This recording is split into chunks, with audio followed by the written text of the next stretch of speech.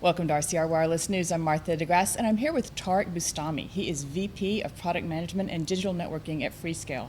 Tareq, thanks so much for coming into the studio. You're welcome.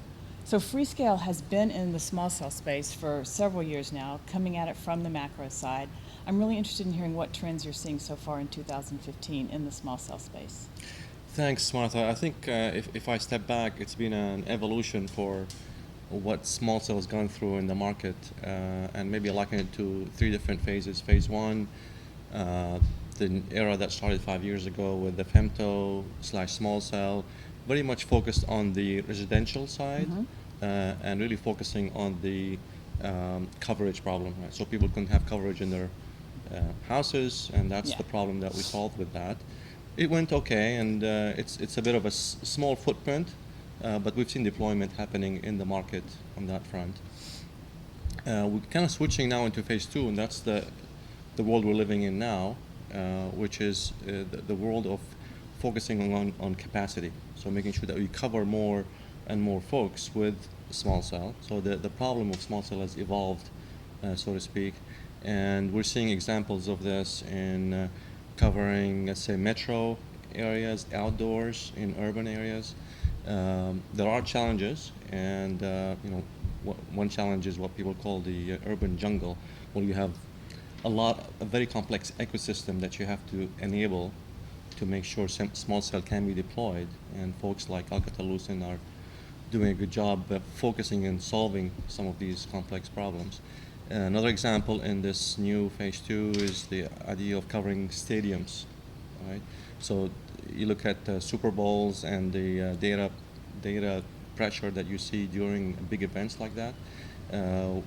It's a new problem to solve, and we're seeing people like Nirvana deploy a one cell solution, which is another evolution for how small cell is getting deployed in the market. Now, it's interesting that you mentioned Nirvana one cell. I think that is meant to support more than one carrier, which we haven't seen a lot of so far in small cell. But you see that going into stadiums now? Yes, I think it's in the trial phase, but I think the pain point is becoming real enough that the operators are looking at how they can take this technology and deploy it and monetize it in this new area. Because we often think of stadiums as where a DAS would go, but you're seeing more and more call for small cells, areas that just can't be sectorized enough with a DAS. It's an evolution from DAS. There's some intelligence in the access point, and then the remaining intelligence is in the controller. So it's a different partitioning for what a DAS system looks like today. Okay. Now, speaking of stadiums and events, I know Freescale has predicted that the first debut of 5G will be the Tokyo Olympics in 2020. And I'm interested to hear how the small cell trends that you're talking about will play into 5G. Yeah, actually, that's exactly what we think phase 3 will be for small cell. It will evolve, and small cell will become probably a more fundamental component for this new world of 2020 and 5G. And in this case, it's all about densification of the cell, right? So the cell will get smaller because you have millimeter waves, you have massive MIMO being deployed, and then so small cell plays a different role, nevertheless now changing yet one more time, focusing on throughput, not just coverage or capacity, but really becoming part of the fundamental element for how macro deployments will take place. And you really need to use those higher frequencies a lot with 5G, right? It's highly recommended because we're basically running out of spectrum, right? So for us to achieve the goal of what 5G will bring in, having higher frequency bandwidths will be likely required. And that sort of plays into the smaller cells too, right? Because you need cells closer together, right? Exactly. Just the physics of the problem changes, where the cell itself becomes small enough, and that's what we're looking at as far as what's happening. There are use cases where small cell becomes interesting. If you look at IoT and the requirement behind that from a 5G perspective, autonomous driving and what that puts in as on latency requirements.